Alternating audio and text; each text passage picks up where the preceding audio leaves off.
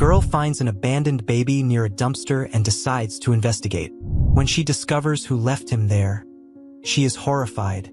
The evening air in Willow Creek was crisp, and the streets were beginning to empty as residents retreated to the warmth of their homes. Clara Adams, a bright-eyed 19-year-old with a notebook clutched in her hands, strolled along the neighborhood's narrow paths, lost in thought. She had a habit of taking long walks after her shifts at the local diner, using the time to dream about the life she wanted, one far away from the sleepy town where little ever happened. Tonight, however, was different. As she passed by the alley near the old grocery store, a faint, heart-wrenching cry pierced the silence. Clara stopped in her tracks, her heart pounding. She glanced around, but the alley seemed empty. The cry came again, faint but unmistakable. It wasn't an animal, it was a baby. Clara stepped cautiously into the dimly lit alley, her footsteps echoing against the brick walls. She followed the sound until her gaze fell upon a bundle wrapped in a tattered blanket, tucked beside a trash bin. Inside, a tiny baby squirmed, its small fists waving weakly in the chilly air. "Oh my God," Clara whispered, dropping to her knees. The sight froze her. How could anyone leave a baby here? The infant couldn't have been more than a few days old. Its cheeks pale but its cries determined. Clara's instincts kicked in. She gently picked up the baby, cradling it against her chest. The child quieted almost immediately, as if sensing her warmth. Her thoughts raced. Should she call the police? Take the baby to the hospital? But before she could decide, she noticed a folded piece of paper tucked under the blanket. Hands trembling, she unfolded the note. "To whoever finds this baby, please take care of them. I have no choice. They deserve a better life." The simple words hit Clara like a punch to the gut. Who could have written this? Why leave the baby here of all places? Questions buzzed in her mind, but she knew one thing for sure. She couldn't leave the child alone, not even for a moment. Clara hurried home, clutching the baby tightly. Her small apartment above the town's bookstore was modest but warm. Once inside, she carefully placed the baby on her couch and began rummaging for supplies. An old towel, a clean shirt, and a half-empty bottle of water were all she had to work with. She improvised, gently cleaning the baby and swaddling it as best as she could. As the baby drifted into an uneasy sleep, Clara sat beside it, staring at the note. She couldn't shake the feeling that there was something deeply personal about this situation. The handwriting on the note seemed oddly familiar, though she couldn't place it. Her phone buzzed, snapping her out of her thoughts. It was her best friend, Lisa. "Clara, are you okay? You weren't at the diner when I stopped by." Lisa, I found a baby," Clara blurted out, her voice shaking. "In an alley. Someone just left them there." There was a pause. "Wait, what? A baby? What are you going to do?" "I don't know. I think I need to find out who did this. But first, I need to make sure the baby is okay." Lisa's voice softened. "Do you need me to come over? You shouldn't deal with this alone." "No, I'm okay. For now, at least. But thank you." Clara ended the call, her resolve hardening. She had to help this baby, and that meant figuring out the truth. The next morning, Clara went to the local hospital with the baby, explaining what had happened. The nurses assured her the child was in good health, though a bit undernourished. They promised to notify the authorities, but Clara couldn't shake the feeling that this wasn't just a random act of desperation. Something about the note lingered in her mind. As she left the hospital, cradling the now sleeping baby, she noticed a familiar face near the parking lot. Mr. Jennings, a reclusive man who worked at the town archives. He was holding a folder and seemed startled to see her. His gaze flickered briefly to the baby in her arms, and for a moment, an inexplicable sadness clouded his face. "Mr. Jennings?" Clara called out, but the man quickly turned and walked away, leaving her more curious than ever. Back home, Clara replayed the events in her mind. The note, Mr. Jennings' reaction, the faint sense of familiarity that clung to it all. Something told her the answer to this mystery was closer than she realized, and she was determined to uncover it. As the baby stirred in her arms, Clara whispered softly, Don't worry, little one. I'll find out what happened. Promise. The morning sun streamed through Clara's small apartment window as the baby stirred in its makeshift crib, a laundry basket lined with pillows. Clara had barely slept, her mind churning with questions. The note's familiar handwriting still haunted her. Whoever wrote it wasn't a stranger. She was sure of it. The baby let out a soft coo, drawing Clara from her thoughts. "Good morning, little one," she whispered, picking the child up carefully. Her heart ached as she looked into its wide, curious eyes. "We'll figure this out." After feeding the baby a bottle of formula she'd picked up at the store, Clara grabbed her coat and stuffed the note into her pocket. Her first stop would be the town archives, where Mr. Jennings worked. He had seemed odd the day before, too quick to leave when he saw the baby. If anyone had answers, it might be him. The archives building sat at the edge of Willow Creek, a red brick structure weathered by time. Clara pushed open the creaking door and stepped into the dimly lit interior. Rows of books and dusty files stretched endlessly before her. Behind the desk, Mr. Jennings looked up, visibly startled to see her. "Miss Adams," he said, adjusting his glasses. "This is unexpected." Clara didn't waste time. She pulled the note from her pocket and placed it on the counter. "I found this with the baby. The handwriting, it feels familiar. And yesterday you seemed surprised to see me with the child. Do you know anything about this?" Mr. Jennings' face paled. His hands trembled as he picked up the note, his eyes scanning the words. For a moment, Clara thought he might deny everything. But then he sighed deeply, setting the paper down. "I don't know much," he began, his voice heavy. "But I've seen this handwriting before." Clara's breath caught. "Whose is it?" Jennings hesitated, his gaze darting around the room. "It belonged to your father, Clara." The words hit her like a brick. "My father? No, that's not possible. He's been gone for years." Jennings nodded solemnly. "I know, but he used to come to the archives often, researching genealogy and old family records. I recognized his handwriting immediately." Clara's mind reeled. Her father, Michael Adams, had abandoned their family when she was 10. He had disappeared without explanation, leaving her mother to pick up the pieces.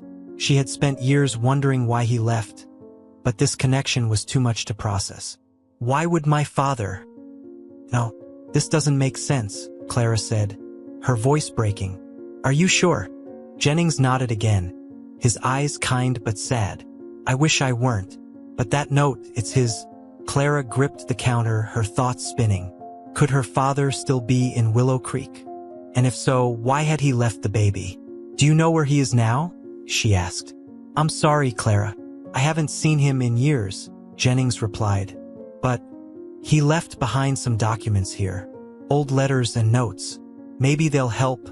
Jennings led her to a back room filled with boxes. He handed her a faded folder labeled Adams Family. Inside were letters, photographs, and handwritten notes. Clara flipped through them, her pulse racing. One letter stood out. Dated 5 years ago, it was addressed to a woman named Emily Hart. Clara read the words aloud in a whisper. "Emily, I don't know how to make this right. I've made so many mistakes, but leaving wasn't one of them. I had to, for everyone's sake. You and the child, you're my only hope for redemption." Michael Clara's hands shook as she lowered the letter. Emily Hart. Who was she? The note mentioned a child. Was it the baby she found? "Who is Emily Hart?" she asked Jennings. He shook his head. "I don't know. She's not from Willow Creek as far as I can tell. But if Michael wrote to her, she might be the key to all of this." Clara left the archives with more questions than answers. Back at her apartment, the baby was napping peacefully. Clara stared at the child, her heart heavy. "Who are you, little one?" she murmured. Suddenly, her phone buzzed. It was Lisa. "Clara, you're not going to believe this," Lisa said breathlessly. "I asked around about the baby, and one of my regulars at the diner said, there's a woman named Emily Hart who's been staying at the Willow Creek Motel for the past few weeks." Clara's heart skipped a beat. "Are you sure?" "Positive." "Clara, who is she?" "I think she's connected to the baby," Clara said, grabbing her keys. I have to find her. The Willow Creek Motel was a rundown building on the edge of town, its neon sign flickering faintly in the evening light. Clara approached the front desk, her nerves on edge. I'm looking for Emily Hart, she told the clerk, a bored-looking teenager chewing gum. The clerk raised an eyebrow. Room 12, end of the hall. Clara hesitated before knocking on the door. Her mind raced with possibilities. When the door finally creaked open, a tired-looking woman with red-rimmed eyes stared back at her. Are you Emily Hart? Clara asked. The woman's expression faltered, her gaze dropping to the floor. Who's asking?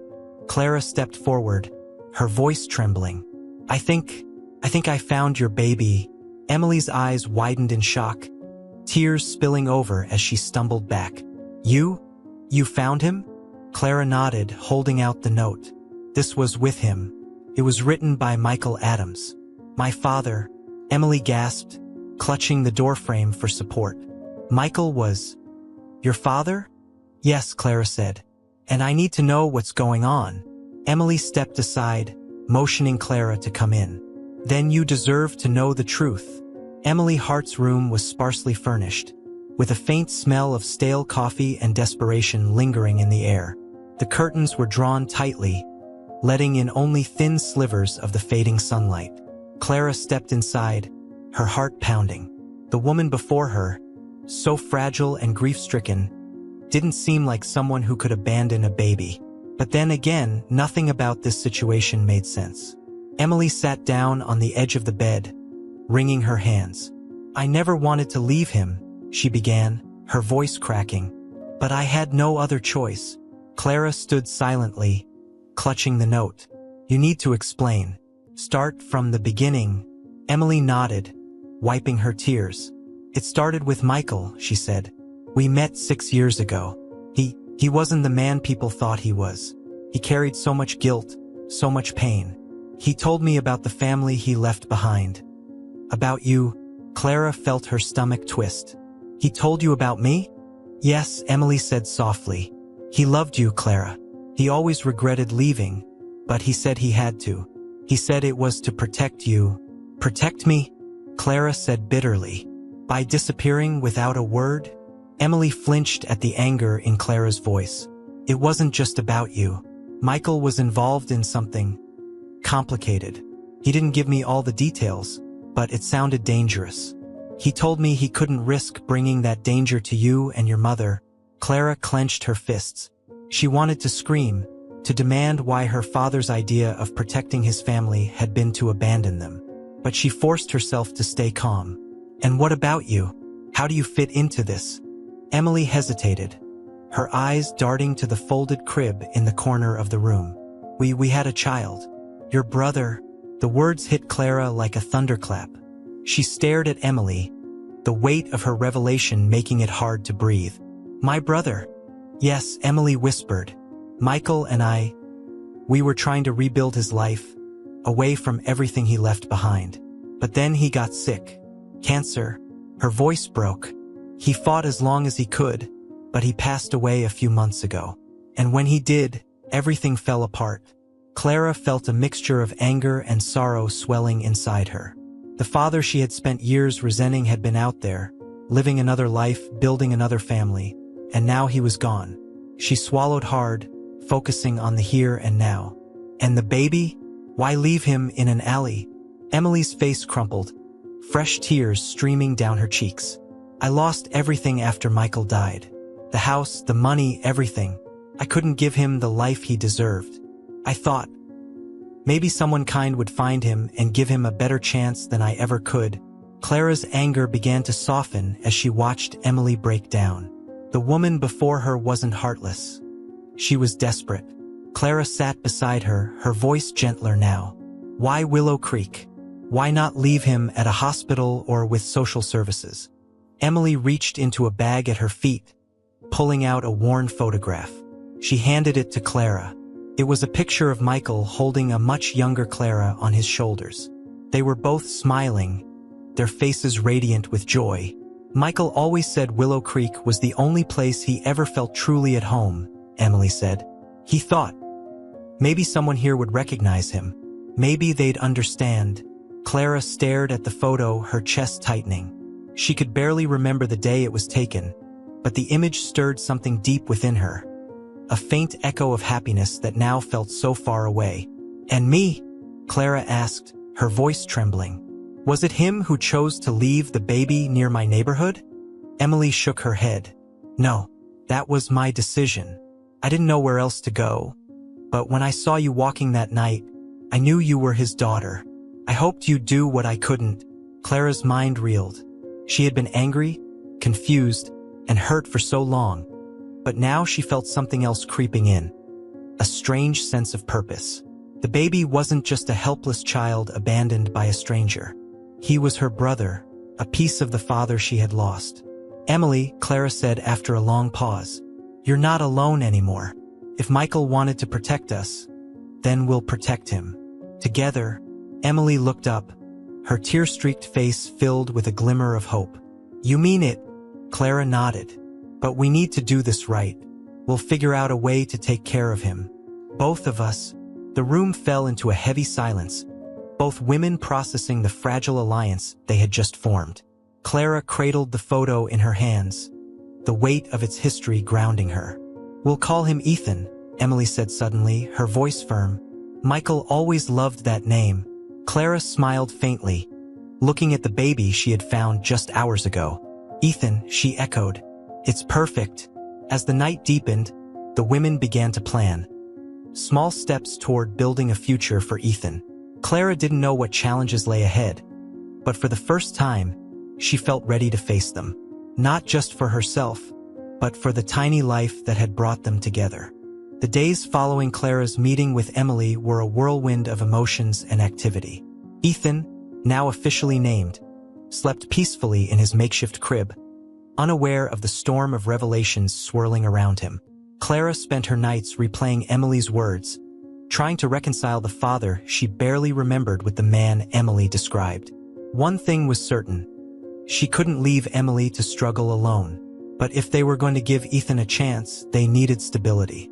That meant answers and a plan. Clara sat at the kitchen table, the morning sun casting a warm glow over her cluttered apartment. A stack of letters from her father's old files lay in front of her. Each one hinted at the man he had become in the years after he left.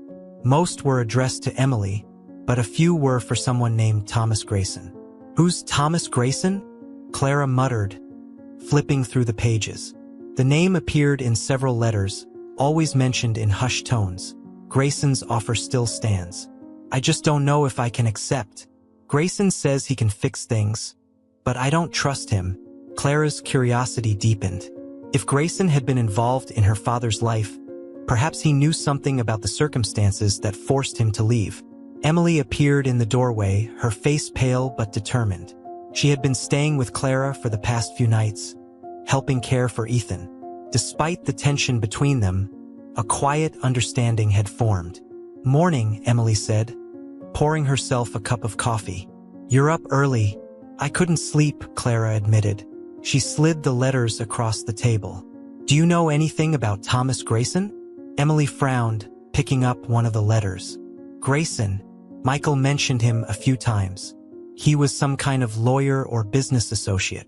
I think Michael trusted him at first, but something changed.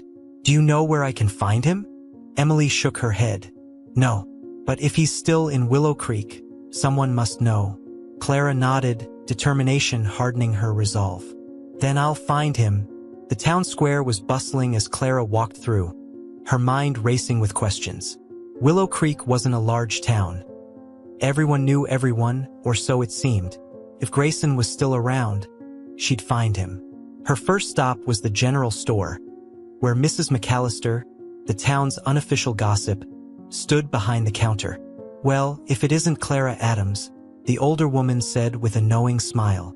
"You've been the talk of the town lately. Heard you found a baby?" Clara resisted the urge to roll her eyes. Willow Creek's rumor mill never missed a beat. "That's true, Mrs. McAllister. But I'm looking for someone. Thomas Grayson. Have you heard of him?" Mrs. McAllister's brow furrowed. "Grayson? That name sounds familiar." "Oh yes, he used to own that old house on Maple Street." Haven't seen him in years, though. Rumor has it he moved away after some legal trouble. What kind of legal trouble? Clara pressed. The woman shrugged. No idea. You'd have to ask someone who knew him better. Try the library archives. If he was important enough to be talked about, there might be something there. The Willow Creek Library was quiet, its musty scent evoking memories of Clara's childhood. She approached the librarian, a kind woman named Mrs. Harper, who greeted her warmly. Clara, it's been ages. What brings you here? I need to look up someone. Thomas Grayson. He might be connected to my father. Mrs. Harper's eyes lit with interest. Grayson. Yes, I remember him. He was a lawyer who came to town about 10 years ago. Seemed respectable at first, but there were whispers about shady dealings. She led Clara to the archive section, where Clara combed through old newspapers. Finally, a headline caught her eye. Local lawyer implicated in fraud scandal. The article detailed accusations against Thomas Grayson, claiming he had been involved in falsifying documents for several prominent families. Although the charges were later dropped, his reputation was ruined, and he left town soon after. Clara's stomach churned. If Grayson had been involved with her father, what did that mean? Had Michael been entangled in something illegal? The thought unsettled her, but she needed answers. She noted down the name of the investigative journalist who had written the article, Jacob Reed. That evening, Clara returned home, her head buzzing with new information. Emily was feeding Ethan, humming softly as the baby cooed in response. How'd it go? Emily asked, looking up. I found out more about Grayson. He was accused of fraud and left town. But there's a reporter who might know more, Clara said. Jacob Reed. Emily nodded. Then we find him. Yeah, Clara said, staring at Ethan. Whatever it takes. As the baby drifted off to sleep, Clara felt a strange mix of hope and dread. Her search for answers was uncovering more than she had anticipated, and she couldn't shake the feeling that the truth would change everything. Jacob Reed's name wasn't hard to trace. As Clara discovered through a quick search at the library, he still lived in Willow Creek. His address led her to a modest cottage on the outskirts of town, tucked behind a grove of oak trees. Clara stood nervously at his door, her hand hesitating before she finally knocked. The door opened to reveal a man in his 50s with salt and pepper hair and a thoughtful gaze. He eyed Clara curiously but with kindness. Can I help you? He asked. Mr. Reed? My name is Clara Adams, she began. I'm trying to find out about someone you wrote about years ago. Thomas Grayson is connected to my father, Michael Adams. Jacob's expression shifted at the mention of Grayson, a shadow passing over his features. He stepped aside, motioning for Clara to enter. Come in. Sounds like you've got a story to tell. The inside of Jacob's cottage was lined with bookshelves and cluttered with stacks of old newspapers. He offered Clara a seat at a worn table, pouring her a cup of tea before sitting across from her. So, Jacob said, leaning forward, what exactly are you trying to uncover? Clara hesitated, the weight of her words heavy. I found a baby abandoned in town. Turns out the child is my half-brother, my father's son, and the name Thomas Grayson keeps coming up. I think he might be the key to understanding why my father left us. Jacob let out a low whistle, sitting back in his chair. That's quite the revelation. I'm sorry you've been dragged into this mess. I remember your father, Michael, a good man from what I knew. But Grayson, he trailed off, shaking his head. Grayson was trouble. What kind of trouble? Clara pressed. Jacob sighed. Grayson had a knack for finding people at their most vulnerable and exploiting them.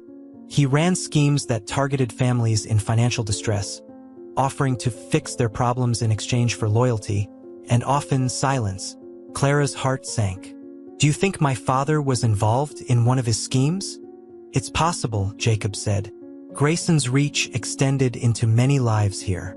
But Michael didn't seem like the type to get involved willingly. If anything, he might have been trying to get out. Get out of what? Clara asked. Jacob tapped his fingers on the table, lost in thought. I don't know for sure, but there were whispers about Grayson using forged documents to claim property and debts that didn't exist. People who crossed him found themselves in deep trouble. Your father might have been trying to protect someone. The pieces were starting to come together, but Clara still felt like she was missing the full picture. Do you know where Grayson is now? Jacob shook his head. He left town after his legal troubles, but there were rumors he relocated to a nearby city, Riverside. If you want answers, that's where you should start. Later that evening, Clara shared everything she had learned with Emily. They sat together on the couch, Ethan nestled between them, his tiny hand gripping Emily's finger. Riverside is only a few hours away, Clara said. If Grayson's there, I need to confront him. Emily looked worried. Do you think it's safe? What if he's dangerous? Clara hesitated but shook her head. I have to know the truth, Emily. For Ethan. For all of us. Emily sighed, stroking Ethan's cheek. Then I'm coming with you. You shouldn't have to face this alone. A sense of relief washed over Clara. Thank you. The next morning, they set out for Riverside. The drive was quiet, both women lost in their thoughts. The city was a stark contrast to Willow Creek, its bustling streets and towering buildings a reminder of how small their hometown was.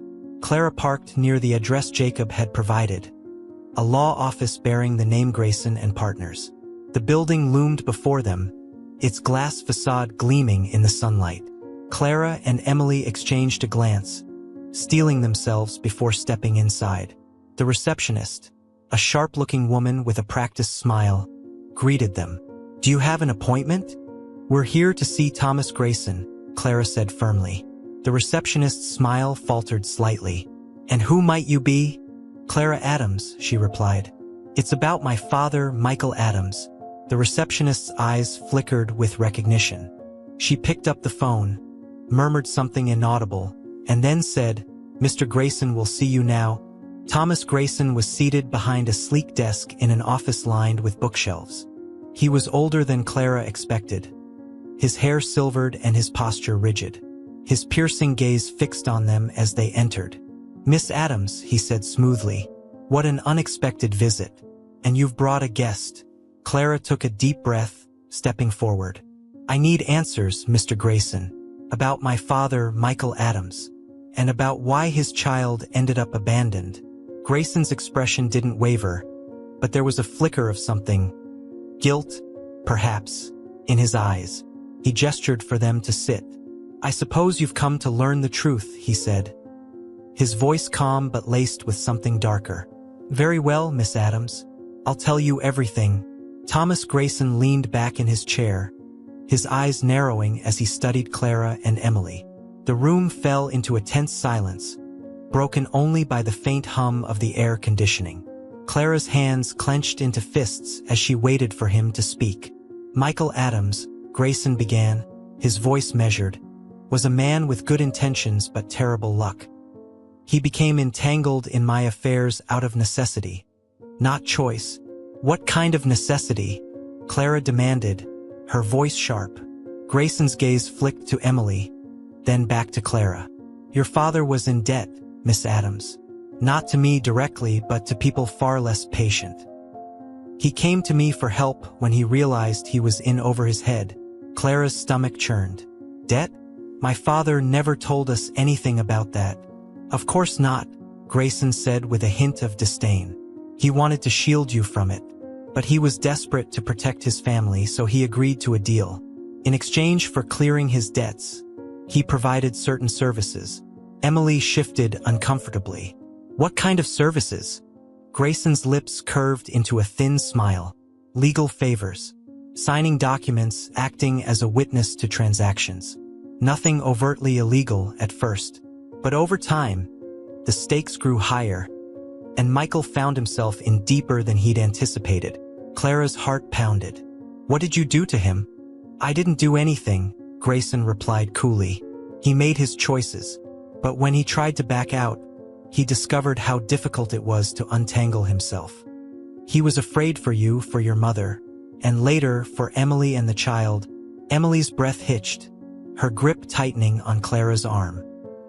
He never told me any of this. Grayson raised an eyebrow. He wouldn't have. Michael thought he could manage it alone, but he underestimated the risks. Clara's voice trembled with anger. You're saying my father ruined his life because of you? Grayson tilted his head, unfazed. I'm saying your father made sacrifices for his family. Perhaps more than you realize. The tension in the room was suffocating. Clara felt like the ground beneath her was crumbling. Her father, the man she had resented for years, hadn't abandoned them out of neglect or selfishness. He had been protecting them from dangers she hadn't even known existed. I don't understand, Clara said finally. Why leave us?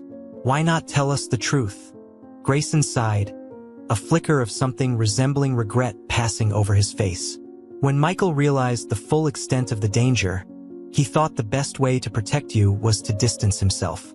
He wanted to draw attention away from your family, to ensure you wouldn't be targeted. And what about Emily and Ethan? Clara demanded, her voice breaking. Why didn't he protect them? Grayson's expression darkened. By the time Ethan was born, Michael's health was failing. He came to me one last time asking for help. He wanted to ensure the boy's safety, but there was little I could do by then. His debts were settled, but the damage to his life was done. Emily spoke up, her voice shaking. So he just left us to fend for ourselves? Grayson's gaze softened, just slightly. He thought you would be safer without him. He underestimated how deeply his actions would affect those he loved. Clara's emotions churned as she processed Grayson's words. She had spent so long hating her father for abandoning them, only to learn he had been trying to protect them all along. The weight of that realization settled heavily on her shoulders. Where does that leave us now? Clara asked quietly. What do we do with all of this? Grayson leaned forward, folding his hands on the desk. That's up to you, Miss Adams. Your father's story is over, but yours is not. If you truly want to honor his sacrifices, you'll find a way to ensure Ethan's future is secure. And perhaps, in the process, you'll find peace. Clara rose from her chair, her jaw tight. We'll take care of Ethan. But don't think for a second that you're absolved of what you did to my father. Grayson nodded, his expression unreadable. Fair enough. But know this, Michael would have wanted you to forgive. Holding on to anger won't bring him back. As Clara and Emily left the office, the weight of the conversation pressed heavily on their hearts. They walked in silence, the bustling streets of Riverside blurring into the background. Finally, Emily spoke. Do you believe him? Clara hesitated, then nodded. I do. It all makes sense now. Why my father left, why he stayed away. He thought he was doing the right thing. Emily wiped a tear from her cheek. I wish he had told me. I wish he hadn't left us. So do I, Clara said softly. But we can't change the past. All we can do is make sure Ethan has the life he wanted for him. Emily looked at Clara, a glimmer of gratitude in her eyes. Thank you for not giving up on us. Clara managed a small smile. We're family. That's what Michael fought for. And that's what we'll keep fighting for. As they made their way back to Willow Creek, Clara felt a strange sense of clarity. The truth was painful, but it had given her a purpose. To rebuild what had been broken and to give Ethan the future their father had dreamed of. The return to Willow Creek was quiet, both Clara and Emily lost in thought. Ethan stirred in his car seat, his soft gurgles breaking the silence. Clara glanced at him in the rearview mirror, a pang of determination swelling in her chest. Whatever doubts or fears she had, she knew one thing with absolute certainty. Ethan deserved better than the circumstances he was born into. Emily turned to Clara, her voice hesitant. Do you think we can do this? Really give him a stable life? Clara gripped the steering wheel tighter. We don't have a choice. We'll figure it out. Back in Willow Creek, the days blurred into a flurry of activity. Clara and Emily worked tirelessly to create a sense of stability. Clara picked up extra shifts at the diner while Emily focused on caring for Ethan. Though the challenges were immense, the small victories, Ethan's first smile, his delighted giggles, brought them both a renewed sense of hope. One evening, as Clara was cleaning up after dinner, a knock at the door startled her. She opened it to find Lisa, her best friend, standing with a determined look on her face and a folder clutched in her hands. Lisa? Clara asked, confused. "What are you doing here?" "I've been thinking about everything you told me," Lisa said, stepping inside. "And I did some digging. I think I found something that could help you." Lisa spread out the contents of the folder on the table. It contained property records, financial documents, and old news clippings, all connected to Michael Adams. "I thought you might want to know what your dad was working on before he left," Lisa explained. "It looks like he was fighting to keep a piece of land just outside of Willow Creek. It's in your family's name." Clara stared at the documents, her heart racing. "Land? What land?" Lisa pointed to a faded map. "It's a small plot, nothing fancy. But according to these papers, Michael refused to sell it, even when he was struggling financially. He must have thought it was important." Emily, who had been feeding Ethan nearby, joined them at the table. "Do you think it's still in your name?" Lisa nodded. "It looks like it. The records haven't been updated in years. But the property taxes were paid up until just before Michael passed." Clara's mind whirled. Could this land be the key to securing Ethan's future? If her father had held onto it despite his hardships, it must have meant something to him. "We need to see it," Clara said, her voice firm. The next morning, the three women drove out to the edge of town, following the map's directions. The road grew narrower as they approached the property, surrounded by towering pine trees and wildflowers swaying in the breeze. Finally, they reached a clearing, where an old, weathered cabin stood, partially obscured by overgrown shrubs. "It's beautiful," Emily whispered, stepping out of the car with Ethan in her arms. Clara walked toward the cabin, her footsteps crunching on the gravel path. Despite its state of disrepair, the place had a certain charm, a sense of history and quiet resilience. She pushed open the creaking door and stepped inside. The cabin was simple, with wooden floors and a stone fireplace. Dust covered every surface, but the structure seemed solid. Clara ran her fingers along the edge of a table, imagining her father sitting there, working late into the night. "This could be it," Lisa said, joining her. "A fresh start. A home." Clara's chest tightened. "It won't be easy. The place needs a lot of work." Emily appeared in the doorway, her expression determined. "Then we'll fix it. Together." The following weeks were filled with hard labor. Clara, Emily, and Lisa spent every spare moment cleaning, repairing, and painting the cabin. Neighbors pitched in, lending tools and offering advice. Even the gruff owner of the hardware store donated supplies when he heard their story. Bit by bit, the cabin transformed into a home. The fireplace roared with warmth, the walls gleamed with fresh paint, and the wildflowers outside framed the property like a postcard. Ethan had a room of his own, filled with toys and a crib that Clara's coworkers had chipped in to buy. One afternoon, as the sun dipped below the horizon, Clara sat on the cabin's front porch, cradling Ethan in her arms. Emily joined her, carrying 2 mugs of tea. "It's starting to feel real," Emily said, her voice soft. "Like we're really building something." Clara smiled, looking out at the golden light spilling across the trees. "Dad would have loved this place," she said. I think he wanted us to find it." Emily reached over, placing a hand on Clara's. "We'll make it a home. For him. For Ethan." Clara nodded, her heart swelling with gratitude. For the first time in years, she felt a sense of peace. The road ahead wouldn't be easy, but they had taken the first step toward building a life filled with hope, love, and the promise of a better future. The cabin had begun to feel like home. The repairs were nearly finished, the furniture was in place, and the once empty rooms now echoed with Ethan's laughter. On a cool autumn morning, Clara found herself sorting through the last of her father's belongings.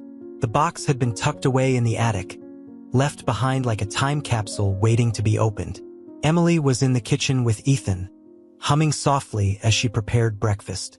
Lisa had returned to her own life but promised to visit soon. Clara sat cross-legged on the floor, pulling faded papers and photographs from the box. Among the items was an old leather-bound journal, its edges worn from years of use. Clara hesitated before opening it, unsure if she was ready to dive into her father's most private thoughts. But her curiosity won out. The first few pages were filled with notes about the property, measurements, sketches, and ideas for improvements. Then, the tone shifted. Michael's handwriting became more hurried, his words heavier with emotion. I wish I could undo the past. Every decision I've made feels like it's driven me further from the people I love. But I have to believe this is the right path. Grayson's threats are real, and I can't let them touch my family. This land, this cabin. It's my hope for redemption. Clara's hands trembled as she read. Her father hadn't simply been protecting them. He had been planning for their future all along. The land wasn't just a refuge. It was his way of leaving something behind for them to rebuild. Later that afternoon, Clara shared the journal with Emily. They sat on the porch, the crisp autumn air carrying the scent of pine and freshly fallen leaves.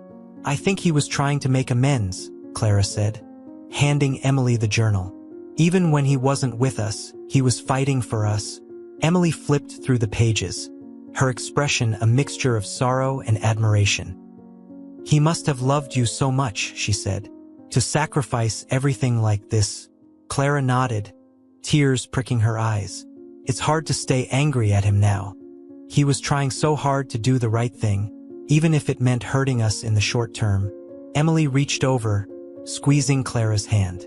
We're here now because of him, and I think he'd be proud of what we've done. That evening, as the sky turned shades of gold and violet, Clara ventured to the edge of the property. She had always felt drawn to the small creek that ran alongside the cabin, its gentle babbling providing a sense of calm. She stood there, lost in thought, when she heard a rustling in the woods. Clara, a familiar voice called out.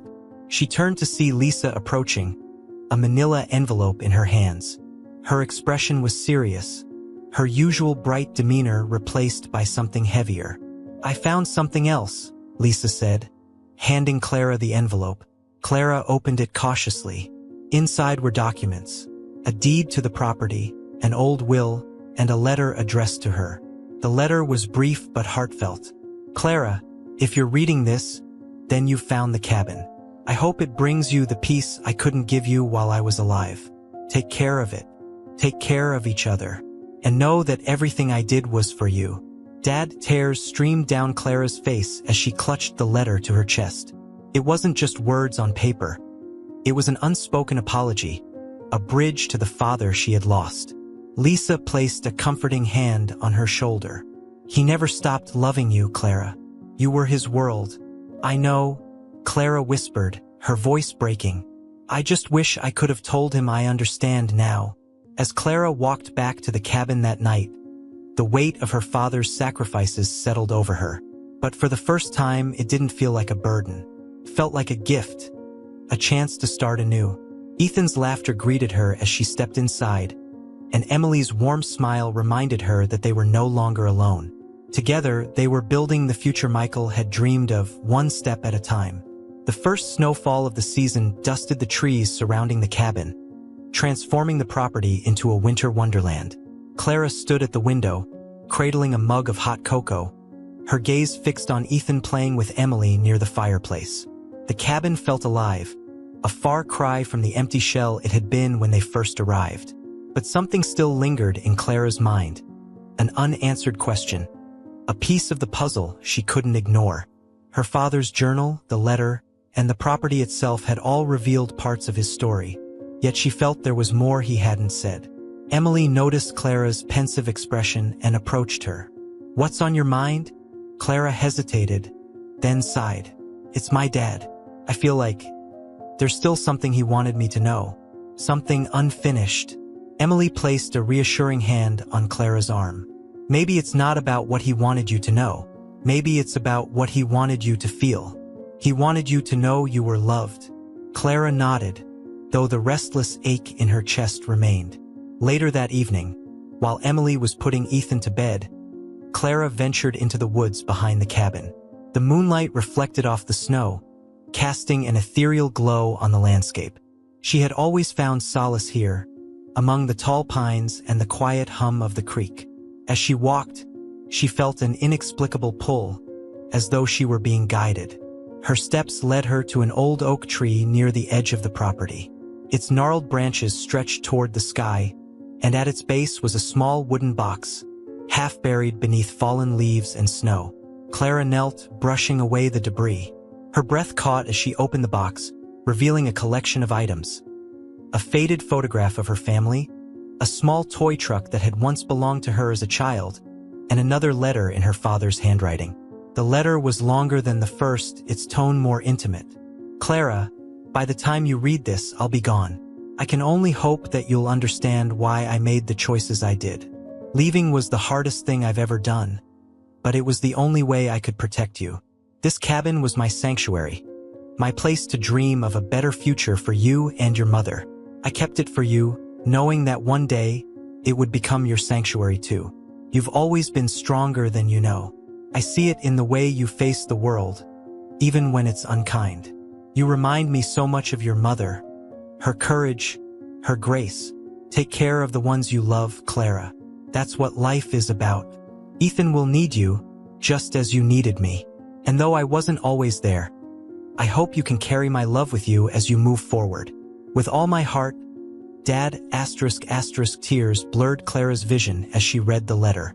For years, she had resented her father, clinging to the pain of his absence. But now, she felt that pain begin to dissolve, replaced by a bittersweet understanding.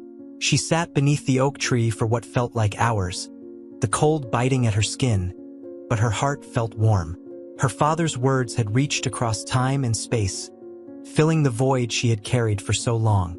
When Clara returned to the cabin, Emily was waiting for her, a concerned look on her face. You've been gone a while. Are you okay? Clara held up the letter, her lips trembling with a smile. I found this. This is from my dad. Emily's eyes softened. What does it say? Clara handed her the letter, watching as Emily read it. When she finished, she looked at Clara with tears in her own eyes. He loved you so much. You know that now, right? Clara nodded. I do. And I think I can finally let go of the anger. He did what he thought was best. And because of him, we're here. Emily pulled her into a hug, and for the first time, Clara allowed herself to fully embrace the peace she had been searching for. That night, as the cabin settled into quiet, Clara sat by the fire, Ethan sleeping soundly in her lap. She gazed into the flickering flames, her father's words echoing in her mind. The past could not be changed, but the future was theirs to shape. And for the first time, Clara felt ready to embrace it. The cabin buzzed with life on Christmas morning, its hearth crackling warmly as Ethan toddled around, giggling at the sound of wrapping paper being torn. Clara sat cross-legged on the rug, watching as Emily helped Ethan open his first gift, a soft, handmade blanket adorned with tiny stars. This is from the neighbor, Emily said with a smile, holding up a note that accompanied the gift. She said every home needs a touch of starlight. Clara chuckled, feeling a warmth that went deeper than the fire in the hearth. The past few months had transformed not only the cabin but also their lives. This was no longer just a place to live. It was a home, one built on love, resilience, and the memory of her father. After the festivities, while Ethan napped in his crib, Clara stepped outside, the snow crunching softly beneath her boots. The woods were quiet, save for the occasional chirp of a bird. She walked toward the old oak tree where she had found her father's final letter, feeling its presence like an anchor grounding her in the moment. Clara had planted wildflowers around the tree, their stems now dormant under the snow. But she knew they would bloom again, just as her life had begun to bloom after years of uncertainty and loss. Emily joined her, wrapping a shawl tightly around her shoulders. He'd be proud of you, she said softly. Clara glanced at her, a faint smile playing on her lips. Of us, she corrected. Emily nodded, tears glinting in her eyes. Of us. The cabin became a haven not only for Clara and Emily but for their community. Neighbors often stopped by, bringing small tokens of support, fresh-baked bread, tools for repairs, stories to share by the fire. It was as though Michael's dream of creating a sanctuary for his family had extended to the people around them. Clara found herself embracing the role of protector, not just for Ethan but for the legacy her father had left behind. She tended to the cabin, to the land, and to the relationships she had once thought were beyond saving. Lisa visited frequently, bringing her boundless energy and a knack for brightening even the darkest days. Together, the women formed a tight-knit family, one bound not by blood, but by shared experiences and unwavering support. One evening, months later, Clara sat on the porch with Ethan on her lap, the sunset painting the sky in hues of orange and pink. Emily brought out 2 mugs of tea, setting one beside Clara before taking the seat next to her. "Do you think he'd believe we'd make it this far?" Emily asked, her voice tinged with wonder. Clara looked out at the trees, their leaves rustling in the gentle breeze. "I think he always believed in us, even when we didn't believe in ourselves." Emily smiled, reaching over to squeeze Clara's hand. "Thank you for not giving up. On him, on us." Clara turned to her, her gaze steady. "It was never just about me. It was about Ethan. About all of us. We're a family now, and that's what matters." As the stars began to dot the sky, Clara felt a sense of contentment she hadn't known was possible. The cabin, once a symbol of her father's absence, had become a testament to his love. And in that quiet moment, surrounded by the people she cared for most, Clara realized she was no longer defined by the pain of the past. She was living for the future. A future her father had fought to give them, one filled with hope, joy, and the promise of brighter days ahead. The cabin's windows glowed warmly against the night, a beacon of all that had been lost and found. The end.